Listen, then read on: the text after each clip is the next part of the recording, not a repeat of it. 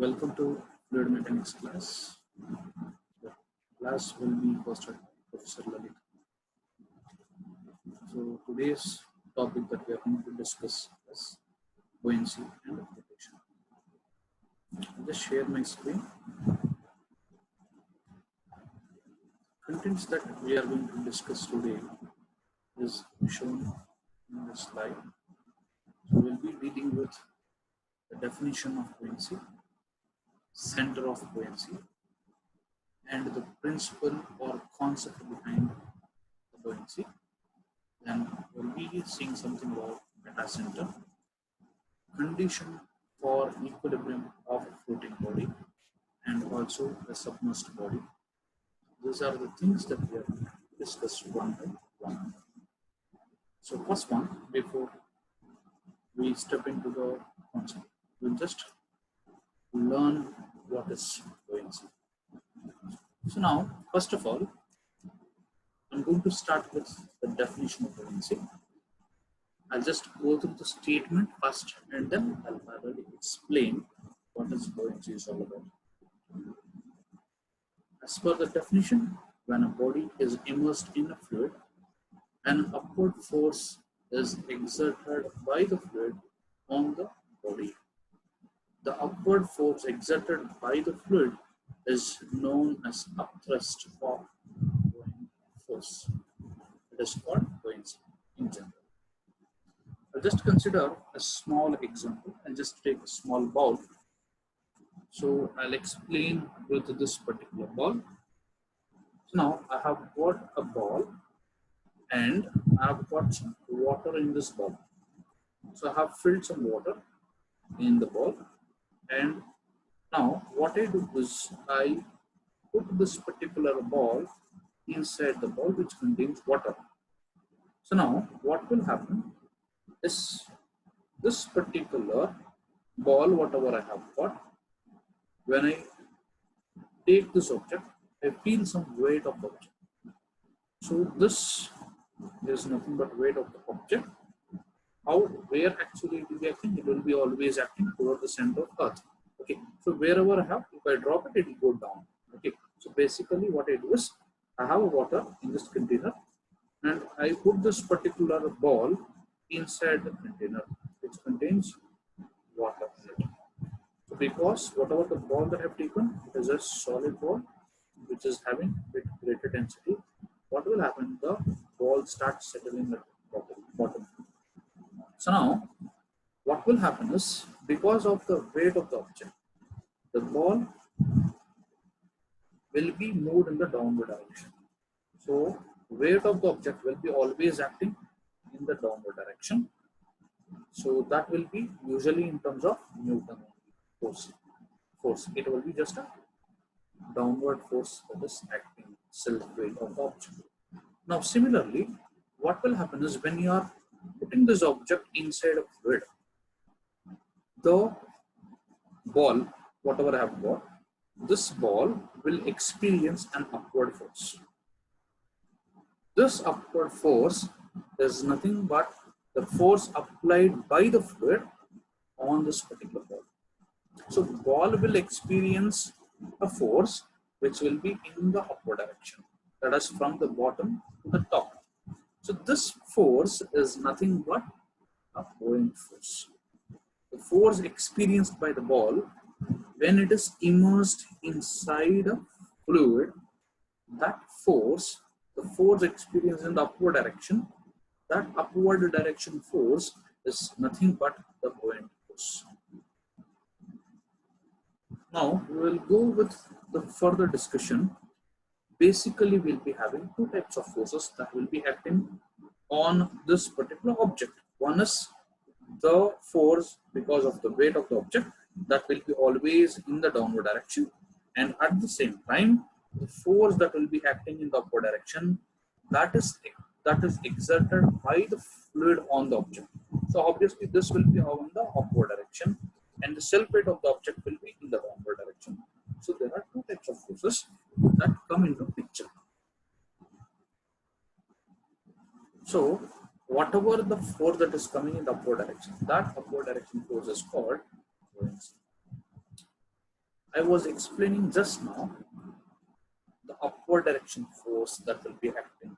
Usually, if you consider any object, the object's weight will be released in a particular point.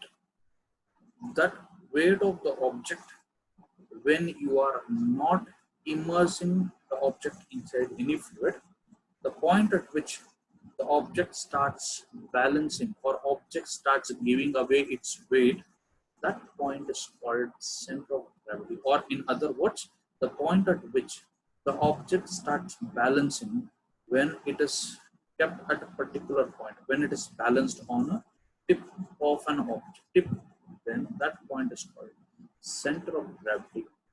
So now I'll just explain, I'll just go with the example. I've taken a rectangular object, it is just a cover. So what is I'm going to do is I'm going to balance the object on a single tip. So here what is going to happen is the entire weight of the object is getting balanced at a particular point. That particular point is usually mentioned as a center of gravity. Okay, so now each object will have only one particular definite point at which the object starts balancing. Now if I observe properly, see here what is happening. If I place the object towards my right, okay, towards my left, so it is not going to balance, it is going to fall. Okay, similarly towards the front, it is going to fall, again lean, again in the backward direction, if I place, it is going to lean, so it will going to fall down again.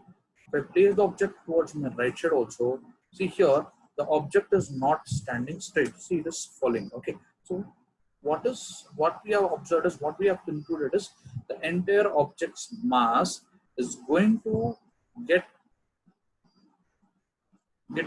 balanced at a definite point in this particular geometry. The point at which it is going to balance is called center of gravity. Okay, similarly, when you are going to dip this object inside a fluid, say something water, what will happen is, we got to know that the object's weight will always be balanced on center of gravity. Similarly, there will be one particular point where the upward direction force will be acting on this particular object. That is called buoyant force. The point at which the upward direction force is going to act. See, let me say this is the center of gravity. The point at which I'm holding my object, that is called center of gravity. So what will happen? This object, when I dip inside the water, the object will experience upward force. The upward force will be acting somewhere here on this particular point. This point at which the center of buoyancy is acting, the point at which, I repeat again, the point at which the center of buoyancy acts on a body, that particular point is called center of buoyancy. So this is what buoyancy is and center of buoyancy is all about. We'll go to the further discussion. What is Archimedes principle? Archimedes principle, we'll just go through the statement and we'll come back again.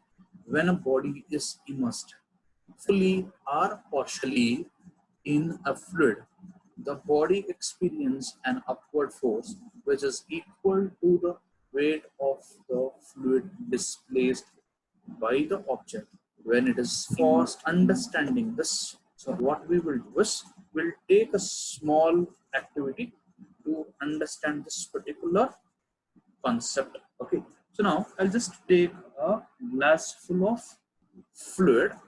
So this glass is fully filled with fluid, a yellowish fluid. Why I have taken this, it will be clearly visible for you. That is the only reason I have taken a yellowish fluid. Okay, so now what I do is, I just hold this particular container and I'll take a small ball, whatever I used to have earlier, the same ball I have taken. Now this ball, when I dip inside the water, you just observe what is happening. You just observe clearly. So when I put this particular ball inside, some noticeable thing will happen. You just observe clearly. See here, the juice or fluid is getting displaced out of it, the container. Okay, so now I'll just go through the statement once again. When a body is immersed fully or partially in a fluid. See here, I have immersed the ball, which is having particular density. It will not float. In this case, it is almost immersed. 90% of the object is fully immersed inside the fluid. So you just go through the statement. The body experiences an upward force. Now, if you observe here, this body, whatever I have got, that is experiencing an upward force. That is the reason it is floating, or else it would have gone and settled at the bottom. Okay. Now, what is the statement meaning? The body experiences an upward force which is equal to the weight of the fluid displaced. When I have inserted this particular ball, what is happening? Some quantity of fluid is getting displaced. We have observed that the fluid started coming out of this particular container. So it means that when you are putting this particular ball inside a fluid, this ball is displacing. It means that it is pushing some fluid outside. That fluid is called displaced fluid. So now, whatever is the force that is, we are going to find out the magnitude of the force experienced by the ball. So how will you find out the magnitude? The whatever fluid that you have collected at the bottom, when you have put the particular ball inside, you have collected some fluid. So that fluid weight, if you calculate, that fluid weight will be the force that will be experienced by the body. So that will be the force that will be experienced by the body. This is the statement is all about. Archimedes principle states that when you are having the object, if you are immersing that object in a fluid, what will happen when an object is immersed in the fluid? The object starts displacing some quantity of water or fluid. Okay, so obviously, whatever is the quantity of fluid that is being displaced by the object, we collect it inside a container. That fluid, if we take it and weight it in a weighing balance, the weight that is mentioned, not mass, the weight that is being measured by the fluid, that weight will be the equivalent weight the object experiences upward force.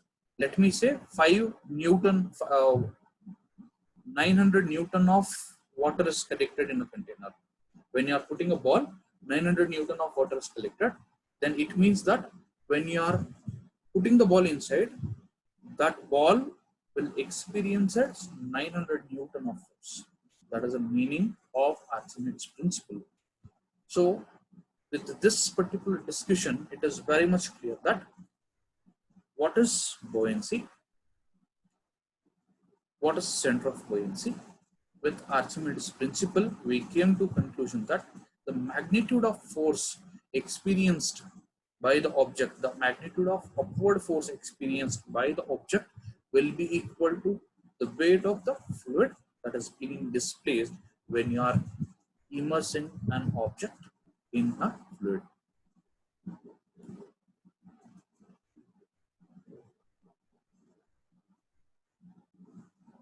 In simple words, we can say buoyancy is nothing but the floating force or upward force. So when water is heavier than the object, so object starts floating on the top. So in other words, low density objects always starts floating. A simple example is when we take ice cube, if you put an ice cube in water, what will happen? Ice cube starts floating on the top. So what does it mean? It means that the ice cube is having low density than the water. So obviously the object starts floating. Usually the buoyant force is measured in terms of Newton. Any force, it is usually measured in terms of Newton or in terms of kilonewton. We will go to the next slide. So how to calculate buoyant force? Simple, very simple. So what we do is, first of all, we measure the weight of the object in air. So let me take an example of this particular object. The object, what I do is, I have got a definite shaped object. I will measure the weight of the object in air. Now, the same object, what I do is, I will put in water using the measuring instrument. Okay, what I do is gradually I immerse it in water. Consider this is air, and below this level, water, below this, you consider it, assume it as water. What I do is just gradually immerse this particular object inside water, and now I will check what is the spring balance reading. Once after checking the spring balance reading, I'll note down the spring balance reading. Initially, I observed that when I measured this particular object in air, the weight of the object was something around 40 Newton.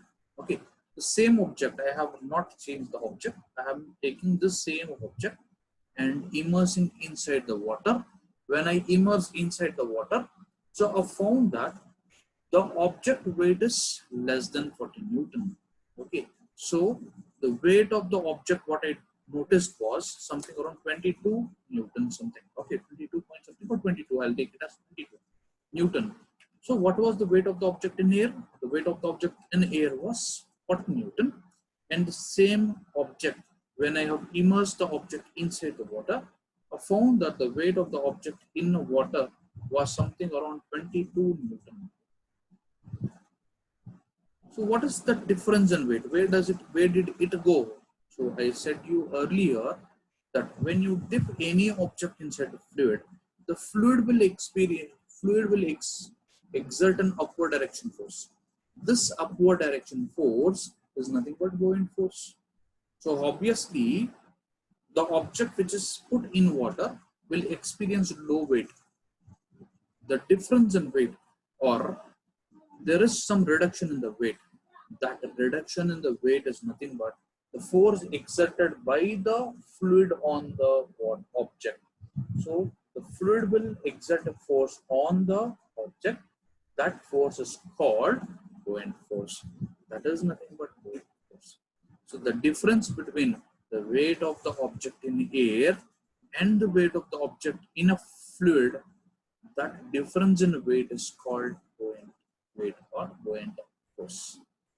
So with this, it is very clear. So we have understood what is buoyancy, what is central buoyancy, and what is the unit for buoyancy, and the practical method of calculating buoyant force.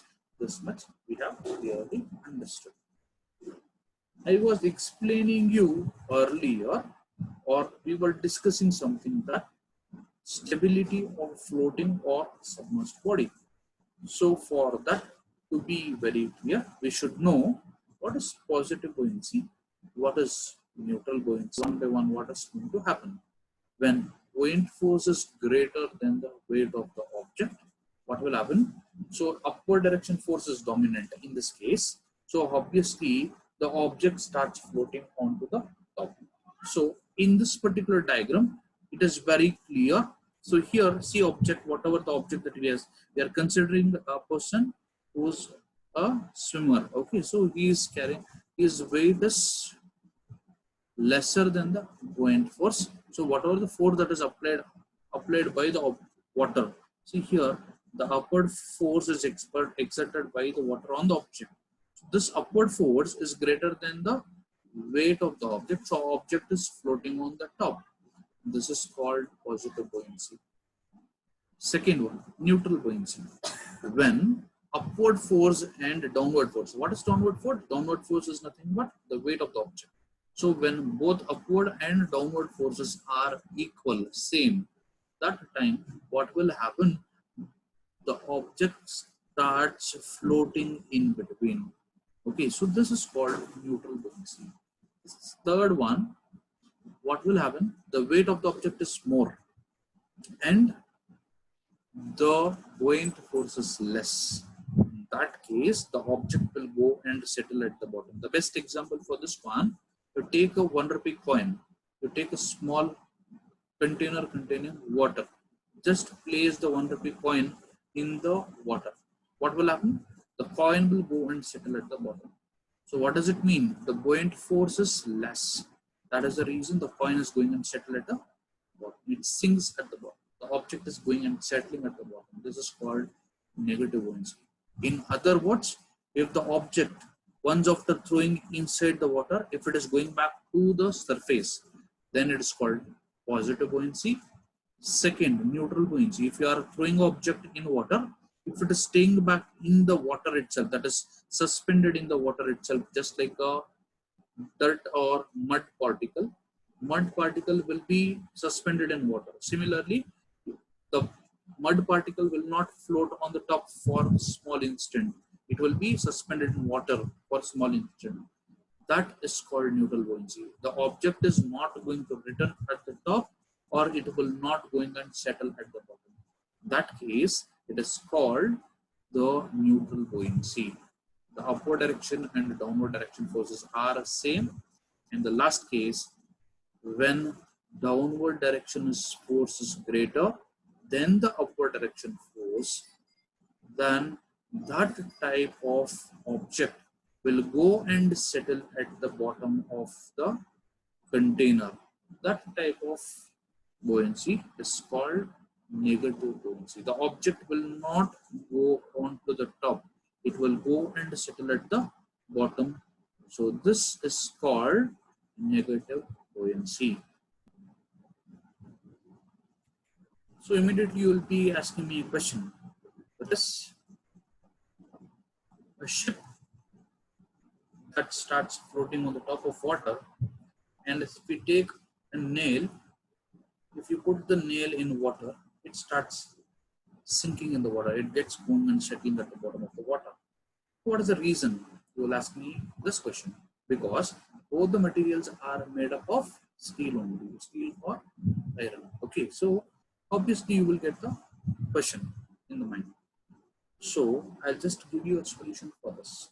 If you observe a ship or a boat, what will happen is the innermost region, innermost part, only the outer surface and the bottom will be made up of steel. When you consider the entire ship, which is very big, consider let me consider a small scale one. Okay, so what will happen is only the outer skeleton, it is made up of steel. Okay, so obviously when I consider the innermost region, it is completely a vacuum one, or it may be filled with air.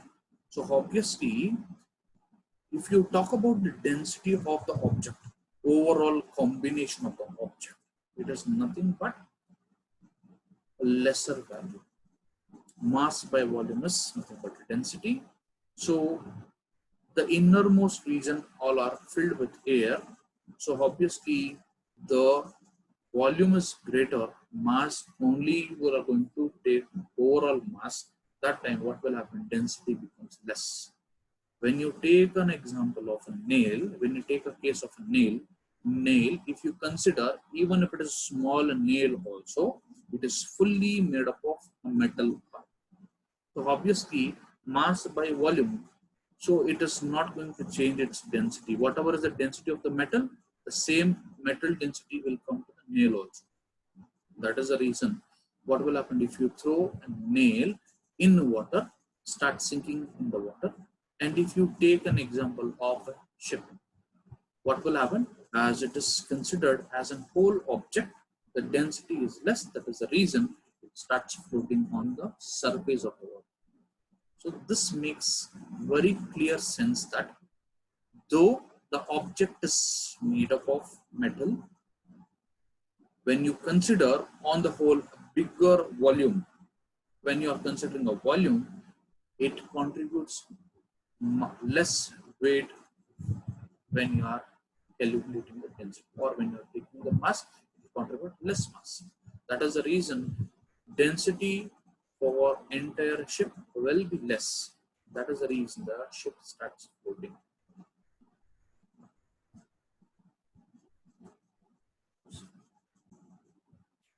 So the next topic that we are going to discuss today is METACENTRE. So to understand METACENTRE, we should consider a floating body. Okay. So obviously, I've already explained you earlier 2 points, that is center of gravity and center of buoyancy. So the center of gravity is nothing but the object's weight at which it is going to balance, and center of buoyancy is the point at which the object's buoyant force will be acting. the fluid will be subjecting the upward force. That force will be acting at a particular point. That point is called center of buoyancy. So it is represented by point B, center of buoyancy, and center of gravity is represented by point G. So now, what is metacenter? Immediately after understanding, the next question that you get is, what is metacenter? We'll discuss what is metacenter by considering a simple object. So now what I do is, I will have an object. Now the object is very much stable. It is not moved either in the clockwise or anti-clockwise direction. Now what I do is, I just give a small angular rotation towards my clockwise direction. So what will happen? So for make you understand this particular concept, I'll go back to the next slide. See here.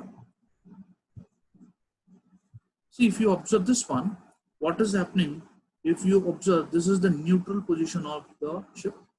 Okay, so under equilibrium state, this is the position of the ship. Now what I do is, I give a small angular rotation in the clockwise direction. What is happening to the entire ship? You just observe. So obviously, it is going to rotate in the clockwise direction. So obviously, the right side portion of the ship is getting deeper in water than the left side portion.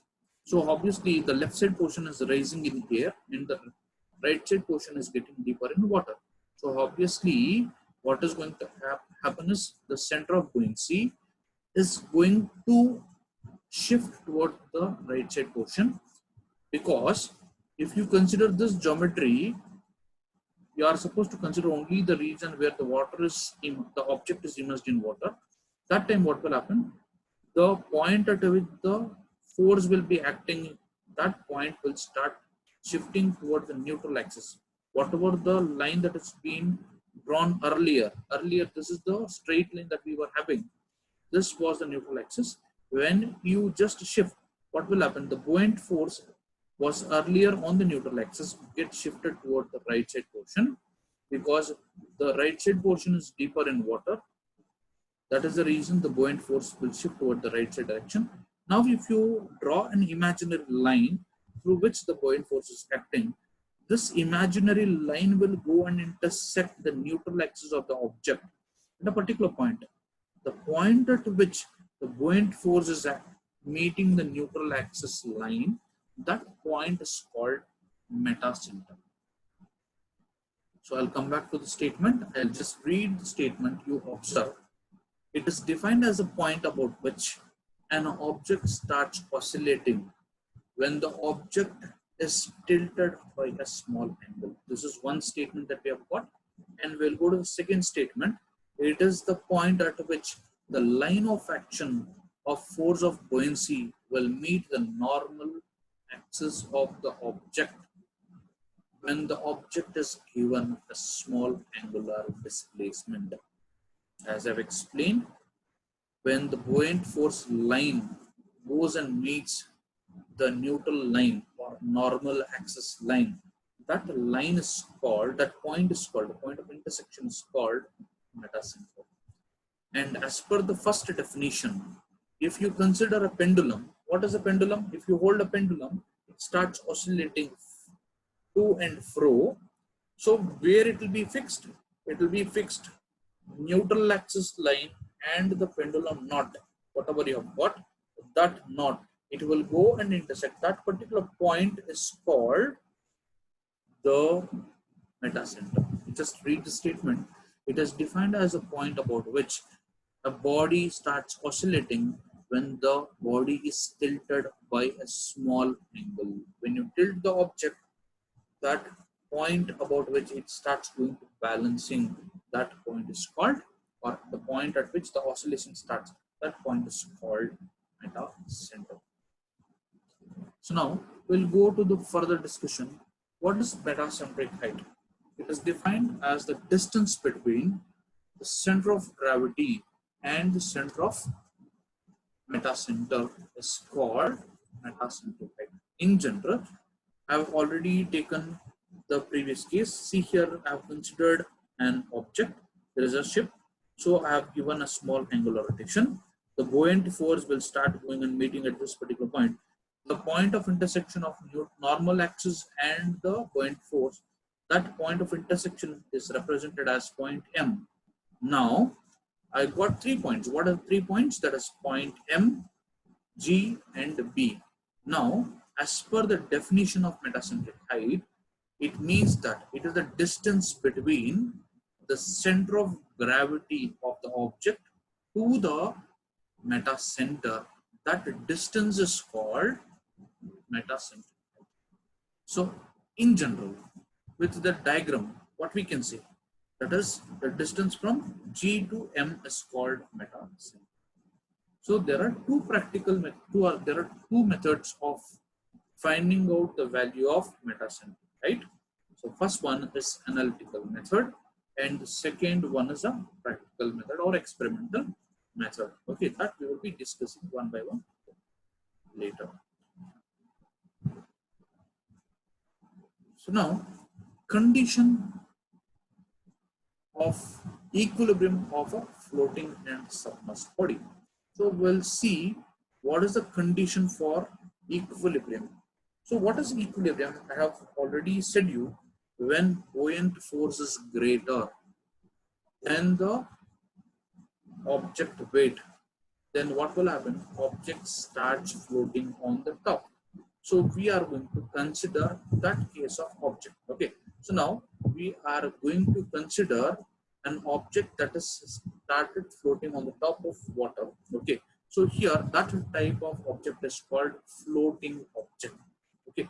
So we'll consider that type of object. Now I'll consider a balloon. Balloon. So we know that weight of balloon is very, very less. So even if we are tilting a small angle, nothing will be noticeable much.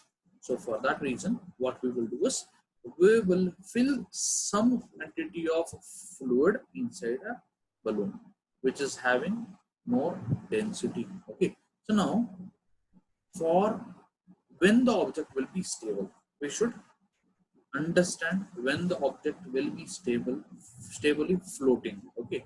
Or when the object starts floating in the water, stable. It will not, even if you rotate, it will be coming back to its original position. So for that, we should understand the location of buoyancy and center of gravity. Okay. So for that, we will conduct a small experimental setup. Okay. So we will not conduct experimental setup. We will consider a diagram. Okay. See here in this case, I have considered a balloon. Balloon is filled with some heavy fluid. Now, in general, always the case is water, heavy fluid, it will be always settling at the bottom. Okay, so always settling at the bottom as shown in the figure.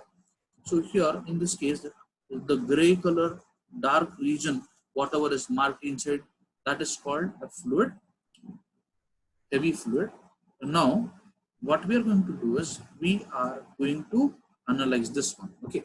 So it is the neutral position. Here the object is not rotated either in the clockwise or anti-clockwise direction. It is stable now. Now what I do is I start observe the diagram. I am observing the diagram. So here, because of the object, the gravitational point, the center of gravity will be always towards the water region side. Okay. So the water region, if you observe, this side it is fully filled with air.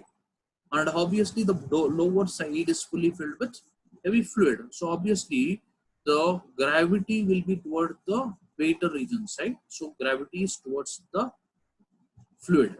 Now later on, I submerge this one. This is floating in water. Okay, so floating body, floating in water.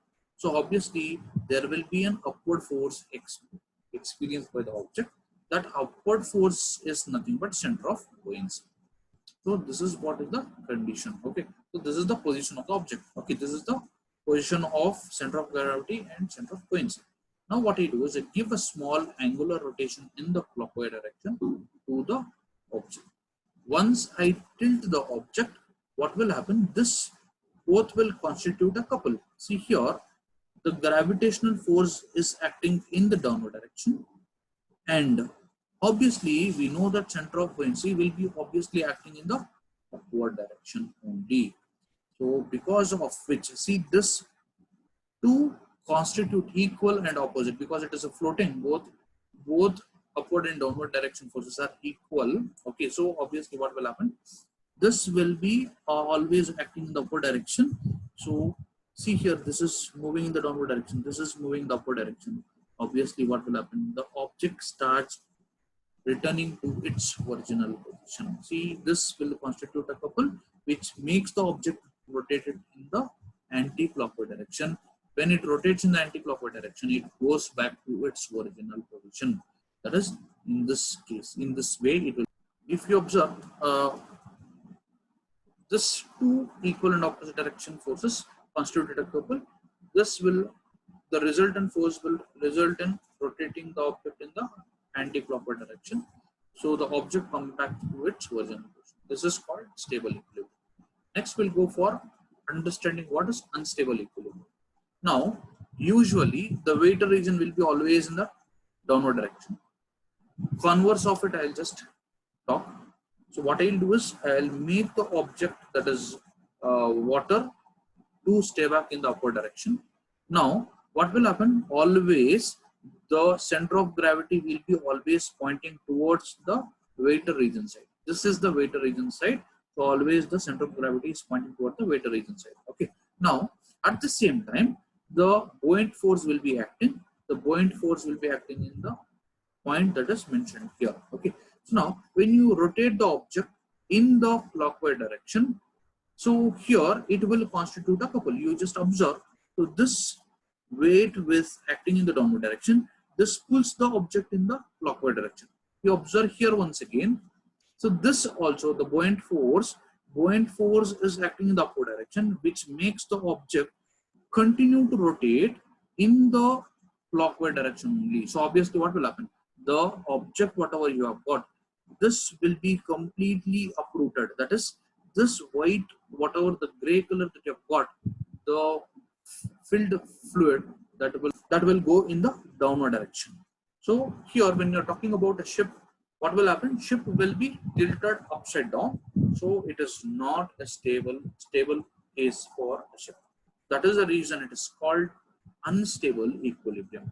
Okay, so object will be floating on the top, but it will be in the upward direction, uprooted way. Okay, the object will be uprooted. Okay, that is the case of unstable equilibrium. Now we'll go for talking about the neutral equilibrium. Neutral equilibrium. What is neutral equilibrium? See here, the object, even if you rotate it in the clockwise or anti-clockwise direction, there will not be any effect on the object. So if you observe carefully, in all the three cases, we'll see one by one, we'll analyze one by one. So in the first case, the center of gravity was below the center of buoyancy. Then that time we came to a conclusion that the object will go back to its original place. Even if you rotate it in the clockwise direction, it will go rotate in the anti-clockwise direction, go back to the original place, original position. Okay. So now for that to happen, the position of center of gravity and center of buoyancy are to be observed carefully. So when the center of buoyancy is above the center of gravity for a floating body, then obviously the object will be a case of stable equilibrium. Now we'll go back to the second one. If the object center of gravity is above the center of buoyancy, that time the object will never come back to its original position. It will be uprooted. So obviously it will not be an stable equilibrium. We call this one as unstable equilibrium. Now in the case of a sphere, so here it is a case of a sphere.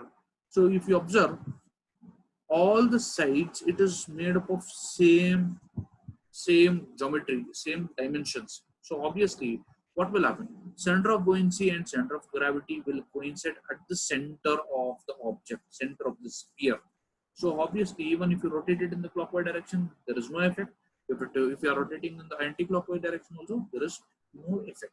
Okay, so that is the reason it is called neutral equilibrium. For the existence of neutral equilibrium, both center of gravity and center of buoyancy should be coincided or should be at the same point. This is what the condition of equilibrium of a floating body is concerned. Now we'll go to the condition of equilibrium of submerged body. So we'll go for the next one, submerged body. See here, in this case, it is completely or partially submerged. See here, some part of the ship is fully immersed in water. See here, this is the stable condition. In this case, you will get a concept called metacentre. Previously, we were dealing only with buoyant center of buoyancy and center of gravity, but here we are going to deal with metacentre. Okay, position of metacentre. The object stability will be based on the position of metacentre. Okay. Now we'll start with the stability of floating body. We'll consider body as simple body, stable body. Now what we will do is we'll first name the center of gravity and center of buoyancy. So we'll say the object is neutral. When the object is neutral? When the point M is at the center of gravity. See here, what does it indicate? The buoyant force is at point, the buoyant force will be acting at the point B. Obviously, we know that there is one more component called metacentre. Okay, so when metacentre is at the point G, center of gravity, then that type of condition for a floating body will give you the neutral equilibrium. There will not be any movement of the body in to and fro direction or in the clockwise or anti-clockwise direction. But we'll go to the stable case now. So what we do is we have an object. This object we will just rotate it in the clockwise direction. When we are rotating it in the clockwise direction, what will happen? If you observe this one, this is almost just like a leaf. One half of the leaf, this is right side, and the other half of the leaf is on the left side. If you consider, if you are rotating it in the clockwise direction, the leaf portion, whatever you have got, the boat's leaf portion, whatever you have got, that gets dipped greater quantity in the right side region when compared with the left side region. So obviously what will happen? The buoyancy, center of buoyancy will start shifting toward the right side direction. Once the buoyant force shifts toward the right side direction from point B to B dash, so obviously this will go and meet the neutral line at a particular point. That particular point is called M, metacentre. Now we'll observe carefully what is going to happen. You have rotated in the clockwise direction. So buoyant force is moving in the upward direction. This starts making the object to rotate in the anti-clockwise direction. This will result into equal and opposite direction force that constitute a couple that makes the object to rotate. As both combined together makes the object to rotate in the anti-clockwise direction, making the entire ship to get stabilized. This is called stable equilibrium. It brings back the ship to the original position. That is the reason it is called stable equilibrium. We'll go to the last one. See here, when you rotate this one, when you rotate the object in the clockwise direction, such that if the buoyant force meets the neutral axis at a particular point M, you observe the location of the point M. So what is happening? See here, this gravitational force makes the object to rotate in the clockwise direction, and at the same time, this buoyant force also continues to rotate the object in the clockwise direction. That is the reason what will happen, the entire ship starts rotating in the clockwise direction. It will be uprooted. Okay, so obviously this is called unstable equilibrium. See, in the previous case, you observe the position of the metacentre and the center of gravity. Observe it clearly. See, in this case, metacentre is above the center of gravity. So in this case, it is making the object to come back to its original position. So here, gravitational force makes it to rotate in the clockwise direction. But here, the buoyant force makes it to rotate it in the anti-clockwise direction.